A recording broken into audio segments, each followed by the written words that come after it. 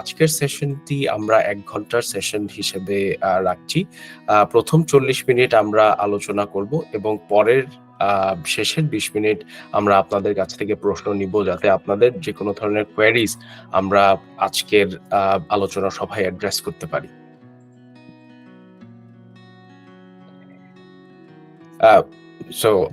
আপু, আপনি যদি একটু কন্টিনিউ করতেন। জি। আমরা ফার্স্টেই আসলে ট্যাকল করতে চাচ্ছি যে মোস্ট আস্ক কোয়েশ্চেন গুলো। তো সবার আগেই আসলে দেখা যায় যে ক্যান্ডিডেটরা জানতে চাচ্ছেন যে হোয়াট চেঞ্জ, আসলে কেন মানুষজন টট মাস্টার্স থেকে রিসার্চ মাস্টার্সে মোর ইন্টারেস্টেড হচ্ছে। আসলে আমরা যখন বিদেশ থেকে পড়ালেখা করতে আসি, বাহিরে থেকে পড়ালেখা করতে আসি অ্যাব্রডে, তো তখন আমাদের একটা গোল থাকে যে আসলে আমরা এখানে কিভাবে আমাদের ফ্যামিলিকে আনবো, বা আমার যদি ফ্যামিলি থাকে অবশ্যই আমরা এটা চাবো না যে আমাদের ফ্যামিলিকে বাংলাদেশে রেখে বা দেশে রেখে অ্যাব্রোডে আমরা একারা চলে আসি। তো ভিসাটা আসলে আমাদের জন্য একটা অনেক বড় ব্যাপার, যেটা আমরা কনসিডার করে থাকি when we actually come to abroad for studying। তো এখন রিসেন্টলি যে রুলটা, আমি শিওর আপনারা সবাই এই রুলের সাথে ফ্যামিলিয়ার, যে if you come to Toastmasters, then you are no longer be able to bring your family with you, a spouse or dependents। তো এই আমি বলছি না যে আপনাদের পড়ালেখার ক্ষেত্রে অবশ্যই this could be the first reason why you should come to research masters. অবশ্যই আপনি যখন পড়ালেখা করবেন, ফার্স্ট গোল হওয়া উচিত, সবারই হওয়া উচিত যে আমি আসলে একাডেমিকলি আমরা কতটুকু সামনে এগোতে পারবো। কিন্তু আমরা মোস্টলি দেখি যে ভিসাটা একটা বড় মেজর রোল এখানে প্লে করে। So that's why we wanted to tackle this the whole visa situation first. তো আমরা আসলে দেখা যাচ্ছে যে ইউকে ভিআই বা ইউকে গভর্নমেন্ট আসলে ইউকে ইমিগ্রেশনে ম্যাসিভ প্রবলেম ফেস করছে। প্রচুর মানুষজন আসলে বিভিন্নভাবে ইউকেতে চলে আসা ট্রাই করছে, যে বর্ডারে স্পেশালি কন্ট্রোল করতে ইউকে পুলিশের খুব ঝামেলা হয়ে যাচ্ছে। তো এই সব রিজনে আসলে UK government isn't very hospitable towards immigrants. অবশ্যই তারা চায় ইমিগ্রেন্টরা আসুক, বাট দ্য রাইট পিপল। যখন রাইট পিপল আসবে, only then those people will be able to contribute to the economy or the job system। So দেখা যাচ্ছে যে টট মাস্টার্সে যে মানুষেরা আসছে, সেখানে কিছু প্রবলেম তারা আসলে আইডেন্টিফাই করেছে। তো ফার্স্টলি তারা যেটা দেখেছে যে মোস্ট অফ দ্য পিপল আসলে আসছে ইউকেতে, কিন্তু তাদের ইন্টারেস্টটা আসলে স্টাডিং না। তাদের ইন্টারেস্টটা মোর ইউকেতে থেকে যাওয়া, বা প্রবাবলি এখানে যে কোনো ভাবে একটু পড়ালেখা করে আমরা পরবর্তীতে যে কোনো ভাবে আসলে ইউকেতে যেন আমরা থাকতে পারি। প্রবাবলি এই ধরনের সিচুয়েশনে যারা আছেন, তাদেরকে আটকানোর জন্যই মোস্টলি এই ধরনের হস্টাইল এনভায়রনমেন্ট ক্রিয়েট করা হচ্ছে from the government. Are also সেখানে অবশ্যই যখন একটা গ্র্যাজুয়েট সিস্টেম রিলিজ করা হয় বা একটা সুবিধা দেয়া হয়, যেমন for example graduate route visa, যেটা এখন 2 বছরের, যে আপনি ইউকে ইউনিভার্সিটি থেকে অনার্স বা মাস্টার্স অথবা পিএইচডি করলে আপনি 2 বছর, বা পিএইচডির ক্ষেত্রে যেমন 3 বছর আপনি গ্র্যাজুয়েট রুটে অ্যাপ্লাই করতে পারবেন এবং স্পন্সরশিপ নিয়ে আসলে থাকতে পারবেন পরবর্তীতে। এই 2 বছর বা 3 বছরের সময়টা আসলে দেয়া হয় ওই বাফার পিরিয়ড হিসেবে, so that you can find a good job and then find a sponsorship afterwards. তো এই রুলটা যখন চালু করা হয়েছে, প্রচুর মানুষ আসলে এই সিস্টেমটার অ্যাবিউজ করেছে। তো এখন দেখা যাচ্ছে যে প্রবাবলি এই সিস্টেমটাকেও একটা রিভিউর আন্ডারে আনা হচ্ছে। একই জিনিস, যে ওই থট প্রসেসটা আসলে সেম, যে আসলে এই মানুষগুলো যারা ইউকেতে আসছে, তারা কি অ্যাকচুয়ালি ইউকেতে কন্ট্রিবিউট করছে, নাকি তারা আসলে যে কোনো ভাবে আসলে ইউকেতে থেকে গিয়ে পরবর্তীতে অনেকটা বোঝা হয়ে যাচ্ছে কান্ট্রির। এইটা আসলে তাদের থট প্রসেস এখানে। তো এই সব কারণে আসলে বিভিন্ন ধরনের রেস্ট্রিকশনস আসছে এবং পরবর্তীতেও আসলে প্রবাবলি আসবে। আমরা এটা পরবর্তীতে আরো আলোচনা করব। তো এখন এই সব রিজনের কারণে দেখা যাচ্ছে যে ইউকের টট মাস্টার্সে প্রচুর মানুষ এসেছে, কিন্তু ওরা রিসার্চ মাস্টার্সকে মোর এখনো ওপেন রেখেছে, বা পিএইচডি রুটটাকে এখনো ওপেন রেখেছে, যেখানে আপনারা চাইলে আপনাদের স্পাউস বা ডিপেন্ডেন্টস আসলে আনা যাচ্ছে। তো এই জন্য we have seen a shift in between people from coming to taught masters from to research masters. Right. আসলে ব্যাপারটা হচ্ছে সিস্টেমকে যেহেতু অ্যাবিউজ না করা হয় সেই বিষয়ই হচ্ছে ইউকেভিআই এর মূল কনসার্ন। কাউকে ডিসকারেজ করা না, ডিসকারেজ সেই মানুষগুলোকে করা যারা হচ্ছে পড়ালেখা বাদে অন্য কিছু নিয়ে আলোচনার বিষয় রাখে এবং তাদেরকেই ইউকেভিআই হয়তো অ্যাড্রেস করতে চাচ্ছে। And at the same time recent একটা নিউজ কিংবা রিসেন্ট একটা লেটার যেটা আমাদের হোম সেক্রেটারি প্রফেসর ব্রায়ান বেলকে হচ্ছে কোয়েরিজটা সেন্ড করে just to know if the system is in the good hands, কিংবা সিস্টেমের অ্যাবিউজ কেউ করছে কিনা সেই বিষয়ে হচ্ছে তাদেরকে একটা যে চিঠি লেখে সেই বিষয়ে যদি আপু আপনি আমাদের সাথে একটু শেয়ার করতেন যে এটার লেখার main রিজনটা। Sure, of course. So, as I said, যে আমি জাস্ট কন্টিনিউ করব, আমি একটু আগে আসলে লাস্ট স্লাইডে যেই ব্যাপারটা নিয়ে আলোচনা করছিলাম যে এই ডিপেন্ডেন্টটা আসলে অল অফ আ সাডেন কিন্তু আমরা লাস্ট ইয়ারে প্রবাবলি মে অর জুনের মাঝামাঝি এইরকম সময় হঠাৎ করেই আসলে Suella Braverman who was the home minister back then, উনি আসলে হঠাৎ করেই বললো যে নেক্সট জানুয়ারি থেকে আসলে টট মাস্টার্স এর স্টুডেন্টরা আর no longer will be able to bring their dependents. At that time আসলে it was a shocking news for us এবং আমাদের কাছে মনে হয়েছে যে it's not practical, it's not fair at all যে আসলে আমি যদি একটা স্টুডেন্টকে অ্যালাউ করে থাকি টট মাস্টার্সে আসার জন্য, why not their family can come there too? এটা তো আসলে ওই স্টুডেন্টদের জন্য, ওই ক্যান্ডিডেটদের জন্য absolutely fair না, but again they are putting their country first, but probably a conservative government is not known for being very friendly towards immigrants.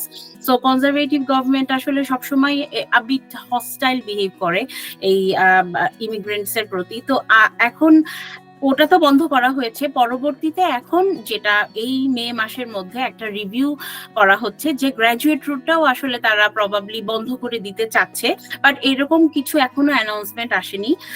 But again there is a committee which is migration advisory committee, যেই committee আসলে home সেক্রেটারিকে তাদের advice দিয়ে থাকে যে how much immigrant people are actually impacting into the economy.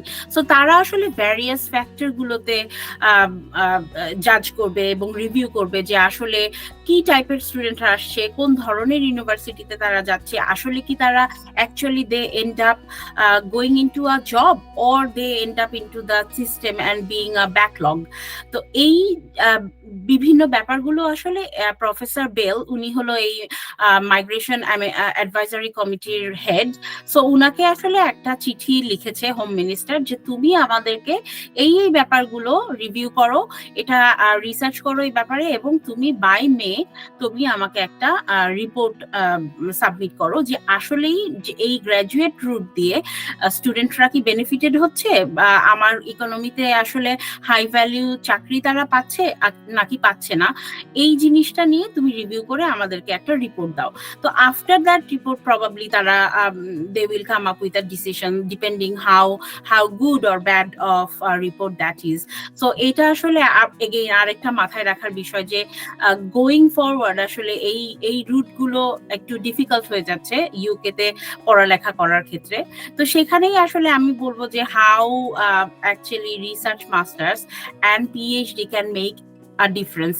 I'm sure Nafis has more slides going forward talking about those discussions. একই সাথে আমাদের পার্টিসিপেন্টদের কিংবা মেন্টিদের অনেক প্রশ্ন থাকে যে তারা তাদের ডিপেন্ডেন্ট আনতে পারবে কিনা, কিংবা হচ্ছে তারা তাদের ডিপেন্ডেন্ট সহ ইউকেতে আসতে পারবে কিনা, এবং কোন লেভেল প্রোগ্রামের জন্য ডিপেন্ডেন্ট আনাটা হচ্ছে তাদের জন্য সুইটেবল, সেটা নিয়ে কিছু প্রশ্ন করে। সো আমাদের পরবর্তী স্লাইড এটা নিয়ে একটু আপনার কাছে যদি প্রশ্ন করি যে কোন লেভেলের স্টুডেন্টরা তাদের ডিপেন্ডেন্ট সহ ইউকেতে আসতে পারবে। আচ্ছা, শিওর, অফকোর্স। তো এগেইন এটা it very much goes with the topic that we've been discussing so far যে আসলে আমরা ডিপেন্ডেন্ট আসলে কারা আনতে পারবে। তো ফার্স্টলি এখানে যে স্লাইডটা দেয়া হচ্ছে এটা একেবারে gov.co.uk এর ওয়েবসাইট থেকে আনা হয়েছে।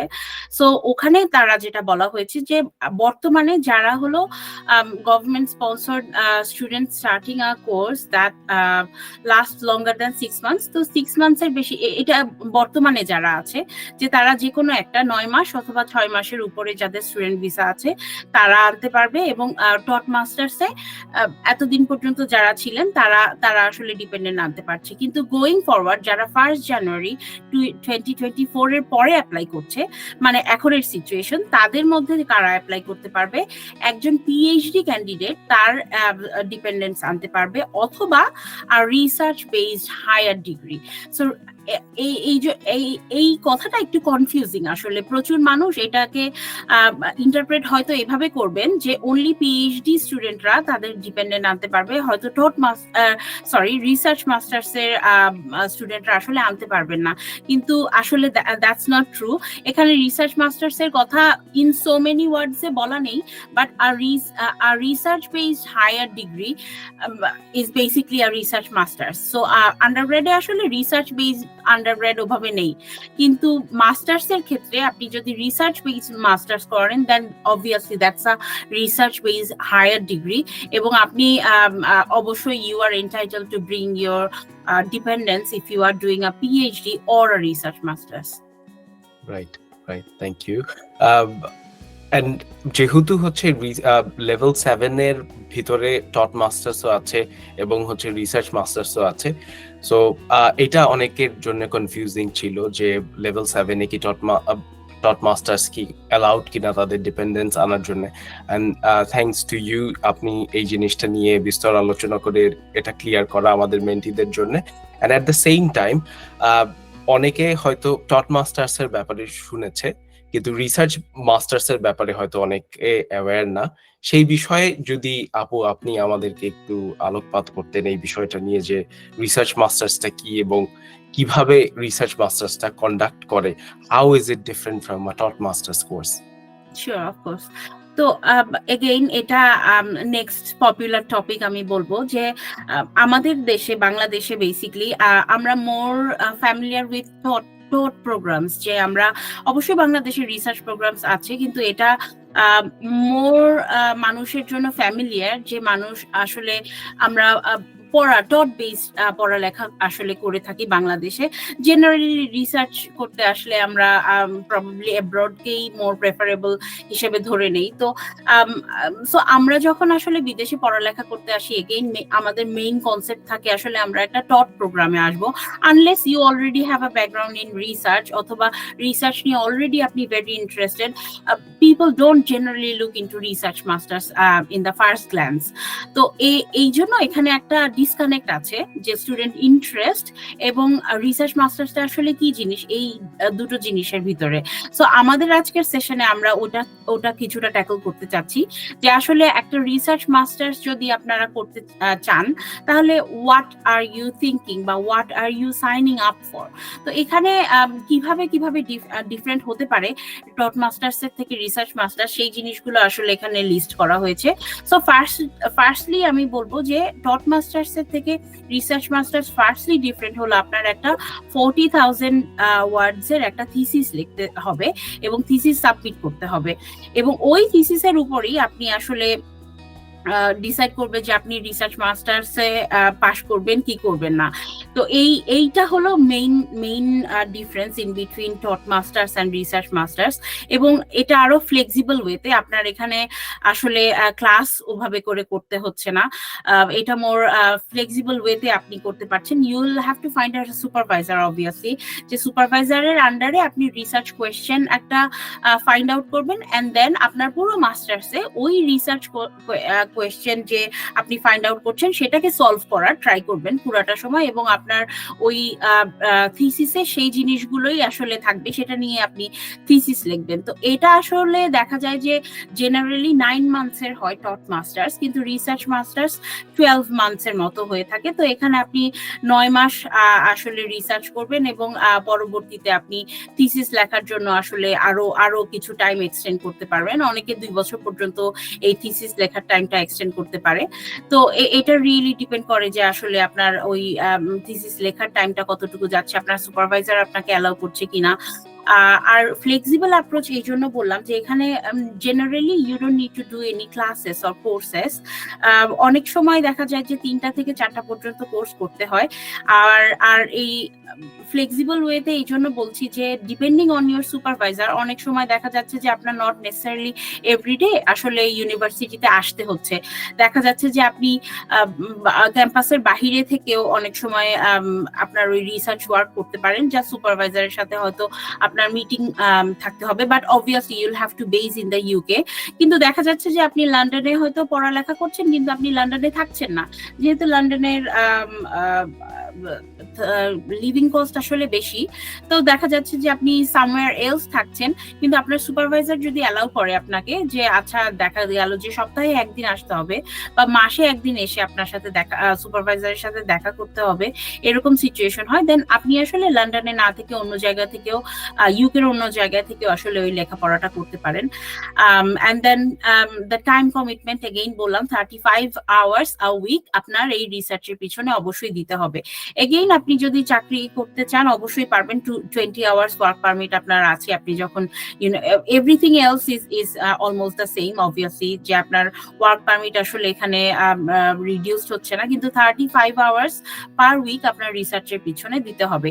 এবং আপনার অ্যাসাইন সুপারভাইজার যিনি থাকবেন তার সাথে আপনার কোলাবোরেট করে আপনার ওই টাইম শিডিউলটা মেনটেন করতে হবে। তো এখানে আসলে অনেক ফ্লেক্সিবিলিটি আছে, যেটা ধরেন টট মাস্টার্সে আসলে পাওয়া যাবে না। ধরেন যারা ফ্যামিলি নিয়ে আসছে, দেখা যাচ্ছে যে তাদের বেবি আছে অথবা পার্টনার আছে, তো এই ওনাদের অন্যান্য যে ফ্যামিলি মেম্বার তাদের লাইফের সাথে অ্যাডাপ্ট করে চলাটা রিসার্চ মাস্টার্সে a bit easier or PhD ক্ষেত্রে a bit easier, whereas taught masters is a bit rigid.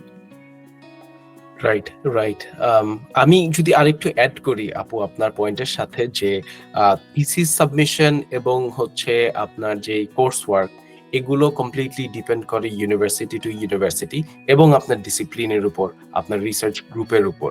আপনার রিসার্চ গ্রুপ এর সাথে আপনি কনসালটেশনের পরে আপনার থিসিসটা 25,000 ওয়ার্ডের হবে কিংবা 40,000 ওয়ার্ডের হবে, it completely varies from university to university. At the same time আপনার রিসার্চের লেংথটা, টেনিয়রটা কতখানি হবে সেটাও ইউনিভার্সিটি ডিকটেট করে। ইউজুয়ালি আপনারা পরবর্তী বছরের যে রাইট আপ ফেজটা, সেটা 4 মাস থেকে 6 মাসের মধ্যে থাকতে হয়। সেই সময় আপনি শুধু আপনার থিসিস পেপারটা লিখবেন, আপনার রিসার্চ ওয়ার্ক ততদিনে কমপ্লিট হয়ে যাবে। থ্যাংক ইউ আপু, আপনি রিসার্চ মাস্টার্সটা এলাবোরেটলি এক্সপ্লেইন করার জন্য। আমি যদি আরেকটু আসি, যে অনেকের এটাও প্রশ্ন থাকে যে রিসার্চ মাস্টার্স করে কি হবে এবং রিসার্চ মাস্টার্সটা তাকে কি কি অ্যাডভান্টেজ দিবে, সেই বিষয়ে যদি আপনি একটু আলোচনা করতেন, কারণ এটা খুব ক্রুশাল তাদের জীবনের one of the important degrees achieve করার। প্রথমে তারা জিনিসটা নিয়ে অ্যাওয়্যার থাকুক, সেটা ডেফিনেটলি আমরা চাই আমাদের মেন্টিদের জন্য। আচ্ছা, তো research masters is obviously for someone যারা রিসার্চে ইন্টারেস্টেড। এখন আমি যদি বলি PhD is obviously not for everyone. I didn't do PhD. তো আসলে পিএইচডি শুধু তখনই দরকার হবে যখন আপনি মোর রিসার্চ বেসড কোনো জবে যেতে চাচ্ছেন অথবা একাডেমিয়ায় যেতে চাচ্ছেন। এখন আপনার যদি আসলে ওই রিসার্চের ইন্টারেস্ট থাকে বা একাডেমিয়ায় আপনি যেতে চাচ্ছেন বা পরবর্তীতে পিএইচডি করতে চাচ্ছেন, এই টাইপের যদি ব্যাকগ্রাউন্ড আপনার থেকে থাকে, তাহলে আসলে আমি বলবো যে টট মাস্টার্স এবং পিএইচডির একদম ইন বিটুইন যেই পজিশনটা, সেটা হলো রিসার্চ মাস্টার্স। আসলে যে আপনি হয়তো এতদিন পর্যন্ত টট পড়ালেখা করছেন, now you want to get into research, বা আপনার হয়তো কোনো ব্যাকগ্রাউন্ড রিসার্চে নেই, তখন আপনি আসলে রিসার্চের দিকে ইন্টারেস্টেড হচ্ছেন।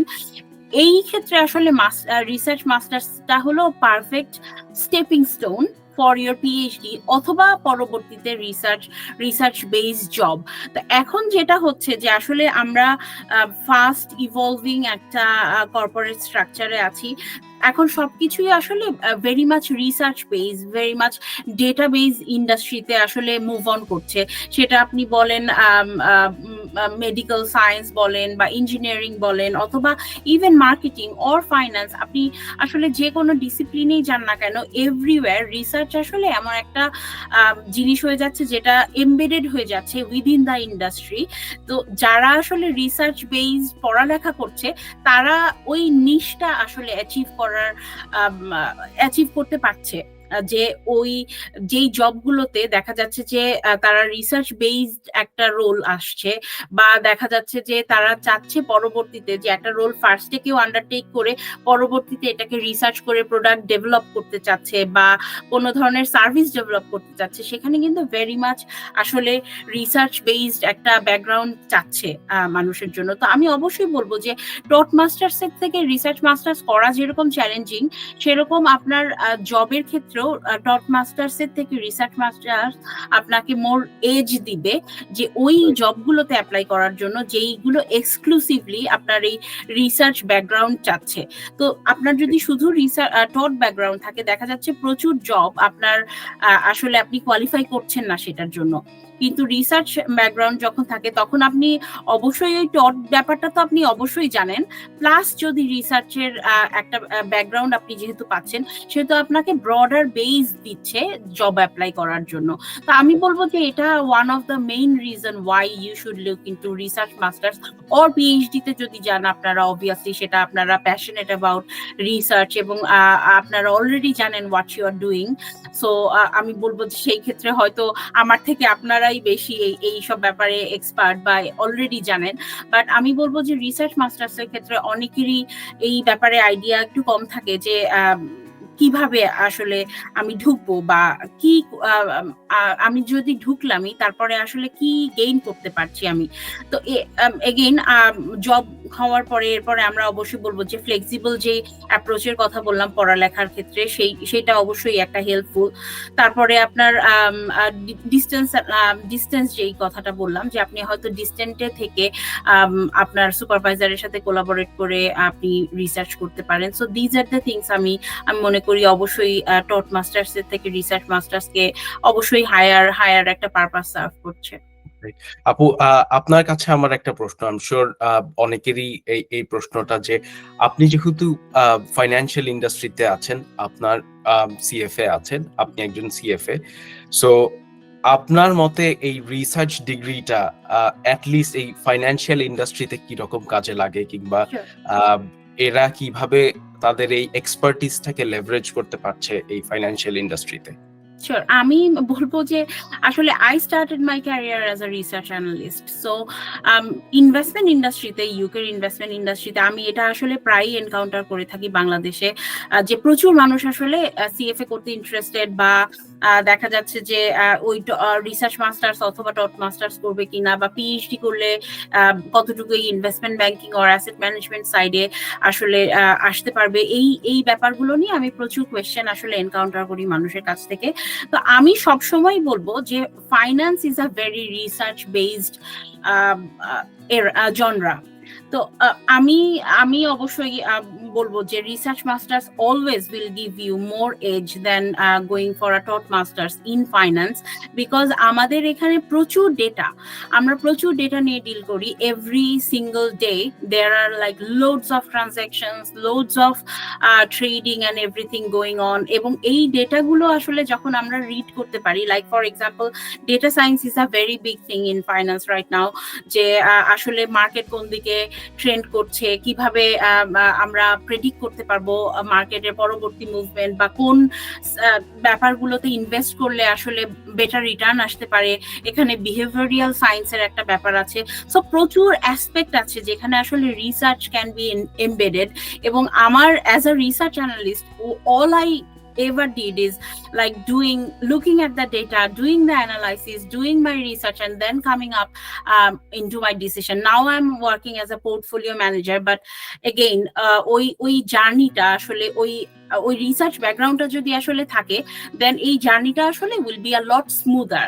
যে আমি অলরেডি একটা প্রফিসিয়েন্সি লেভেল থেকে কথা বলছি, আমি ফাইন্যান্সে অলরেডি একটা জানি যে how to do this research, how to read this data if you will, and then ওই বেসটা আসলে অনেক ব্রড বেস হয়ে যাচ্ছে। যে কোম্পানিজ লাইক জেপি মর্গান অথবা গোল্ডম্যান স্যাক্স অথবা ইউবিএস, এই ধরনের কোম্পানিগুলো তাদের যখন গ্র্যাজুয়েট প্রোগ্রাম অফার করছে, তো তখন আসলে আপনার যদি রিসার্চ মাস্টার্স থাকে, আমি sure there will be more edge than having a top masters. Right. It sounds interesting at the same time intimidating. যেভাবে আপনি এক্সপ্লেইন করলেন, সো I'm sure যে রিসার্চ মাস্টার্স ডেফিনেটলি এই অ্যাসপেক্ট গুলোকে অ্যাড্রেস করবে। To some extent taught masters এর যেই mode of lecture, সেটা হয়তো খুবই শর্ট ব্রিফ পিরিয়ডের জন্য, at least like 6 months, and then you do your dissertation is a very brief period. But at the same time, research masters say you have an elaborate period of lecture.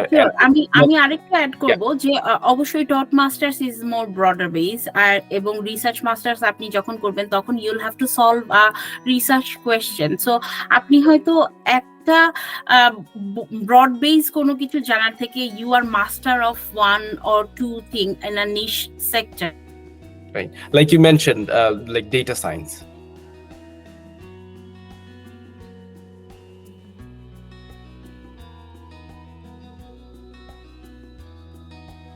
topic এবং I am the expert on this topic because I solve this research question, যেই প্রবলেমটা আমি আসলে identify করেছি, I am the expert in that. So যেটা আসলে আপনাকে top masters হয়তো দিবে না, এই লেভেলের এক্সপার্ট ক্লেম করাটা, যেটা আসলে রিসার্চ মাস্টার্স আপনাকে very much will be able to make you be an expert on that topic area. Absolutely. Sounds really interesting. Now, আপু, আপনি যদি এখন আমাদের যে ইকোসিস্টেম, আপনার যে ভিশন আমাদের এই মেন্টরশিপ প্রোগ্রাম নিয়ে, সেটা নিয়ে যদি আমাদের সবাইকে আজকে আপনি একটু এক্সপ্লেইন করতেন যে মেন্টরশিপ প্রোগ্রামটা তৈরি করার পিছনে আপনার কি মোটিভেশন ছিল এবং আপনি এটাকে কিভাবে দেখেন, সেটা একটু আমাদের সাথে একটু এক্সপ্লেইন করলে আমরা উপকৃত হব। তো এলএসলিট আসলে লাইফ লং লার্নিং বেসড একটা এডটেক প্ল্যাটফর্ম। সো আমরা আসলে এখান থেকে লেখাপড়াকে প্রমোট করতে চাই। এগেইন লাইফ লং লার্নিং, আমি লেখাপড়াকে ভিউ করি এভাবে যে এটা আসলে কোনো একটা জব পাওয়ার মিনস না, বা ধরেন একটা ডিগ্রি নিলাম, আমি আন্ডারগ্রেড ডিগ্রি নিলাম বা মাস্টার্স ডিগ্রি নিলাম, তারপরেই আসলে আমি জবে ঢুকে গেলাম এবং আমার পড়ালেখা শেষ। আসলে এই we at LSLit we don't view education like that. তো আমরা আসলে বিলিভ করি যে মানুষ আসলে সারা জীবন পড়ালেখা করে, সারা জীবন তার আসলে শিখতে হয়, এবং সবসময়ই দেখা যায় যে টু বি অন এজ, যে আপনার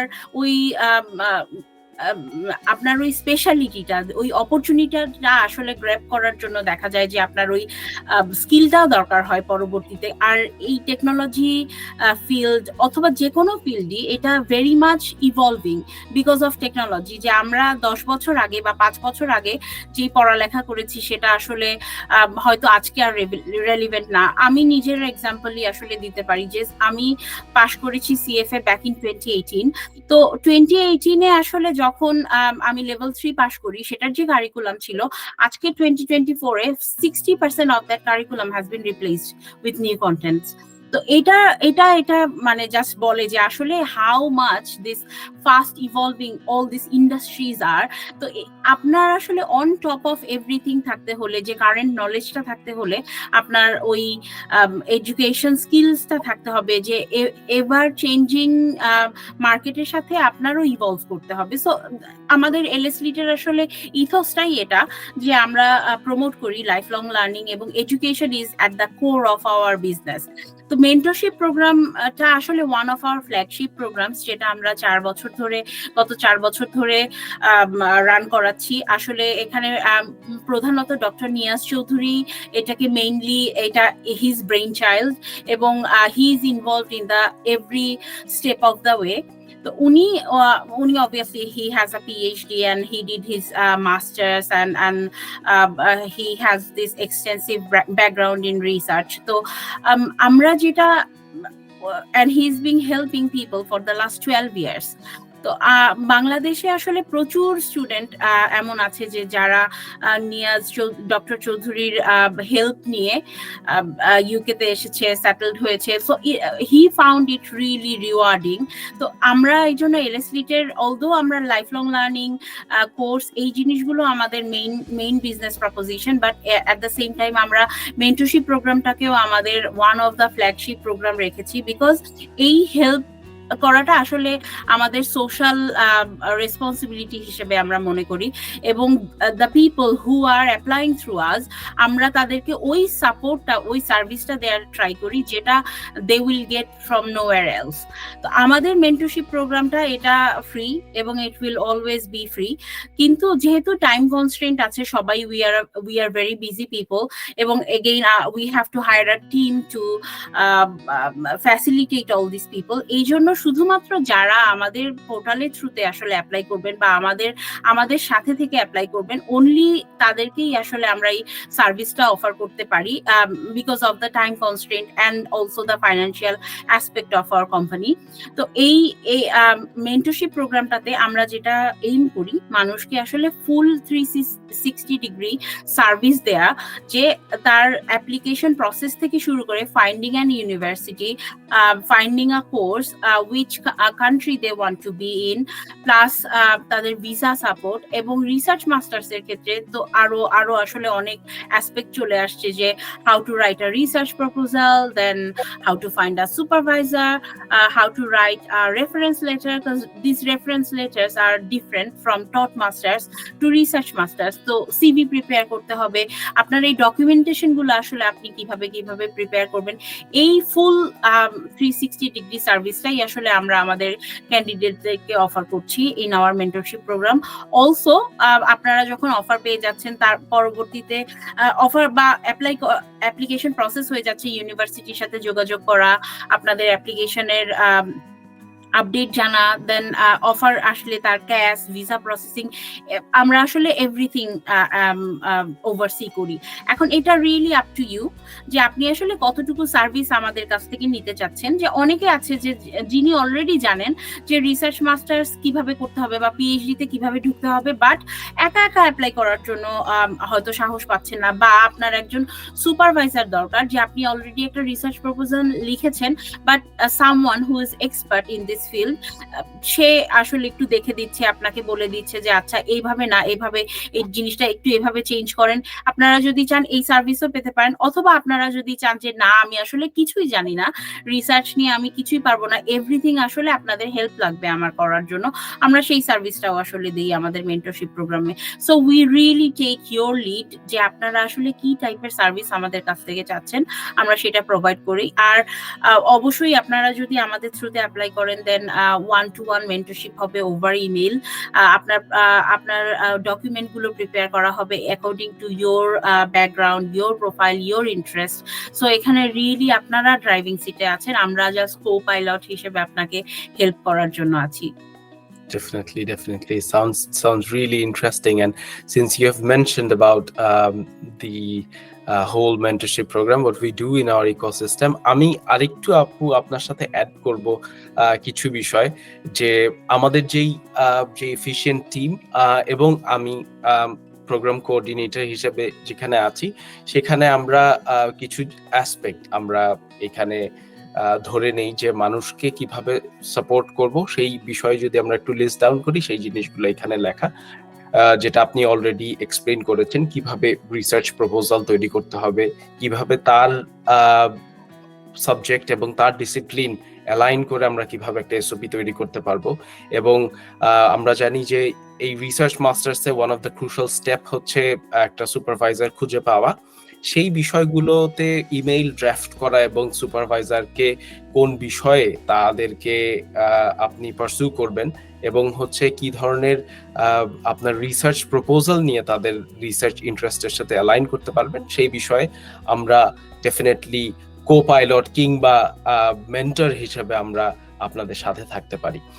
and at the sorry same Nafis, time আমি এখানে আরেকটু অ্যাড করব যে প্রচুর ইউনিভার্সিটি, কিছু ইউনিভার্সিটি আসলে বলে যে you don't have to find a supervisor in order to get an offer, বা আসলে সুপারভাইজার কে না থাকলেও আপনি অ্যাপ্লাই করতে পারেন। কিন্তু এখানে আমরা আসলে ভেরি মাচ এমফাসিস করব সুপারভাইজার খুঁজে বের করার জন্য, বিকজ আসলে আপনি যখন ফার্স্টলি একজন সুপারভাইজারের সাথে কথা বলবেন এবং তার সাথে অলরেডি একজন সুপারভাইজার এগ্রি করবে, আপনার ওই মাস্টার্স, রিসার্চ মাস্টার্সের বা পিএইচডির অফার পাওয়া আসলে অনেক গুণ বেড়ে যাবে।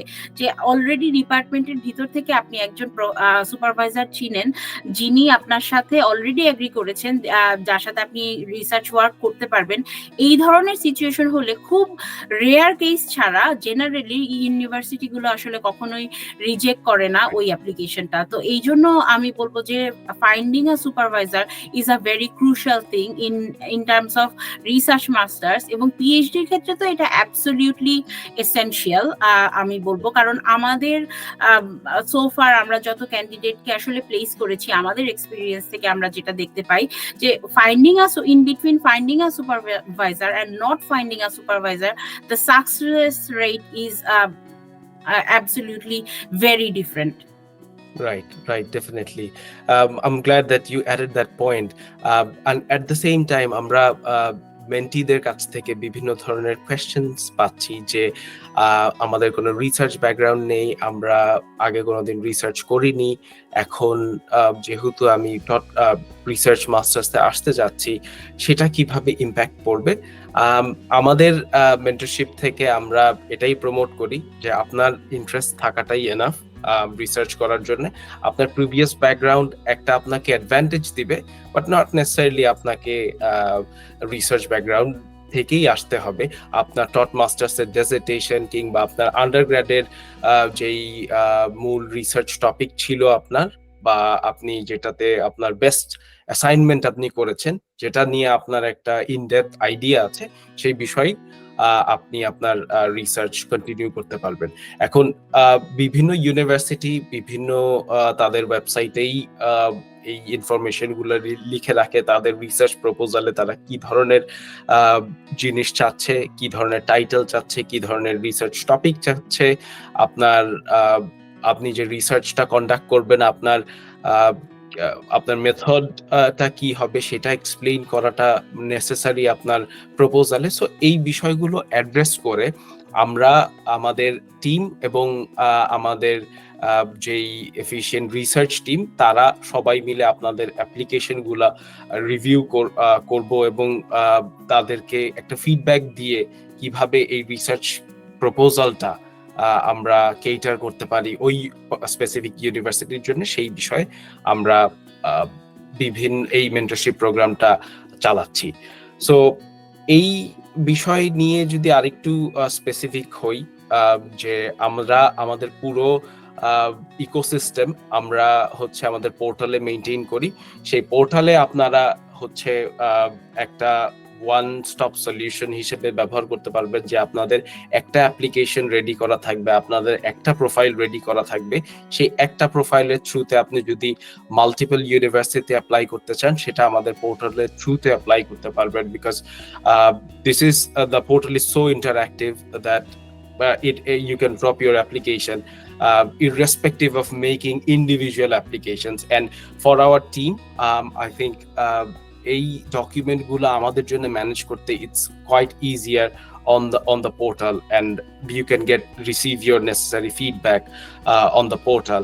And at the same time, as Apu mentioned, যে আমরা যেই ওয়ান-টু-ওয়ান ইমেইল মেন্টরিং এর মাধ্যমে আপনাদের যেই স্পেসিফিক কোয়েরি থাকে সেগুলো আমরা অ্যাড্রেস করে থাকি। সেখানে আমরা হচ্ছে বিভিন্ন সময় আমাদের যে এক্সপার্ট টিম, তারা হচ্ছে আপনাদেরকে রিপ্লাই দিবে over the email, and I am sure যে সেটা দিয়ে আমরা একটা কনক্লুশনে আসতে পারবো যে আপনার কোন ধরনের ডকুমেন্ট ক্রিয়েট করা লাগবে, অ্যান্ড কোন কোন জিনিসগুলো আপনার অ্যাপ্লিকেশনের জন্য মিসিং, সেটা আমরা একটা চেকলিস্ট এই পোর্টালের থ্রুতেই আমরা জেনারেট করতে পারবো।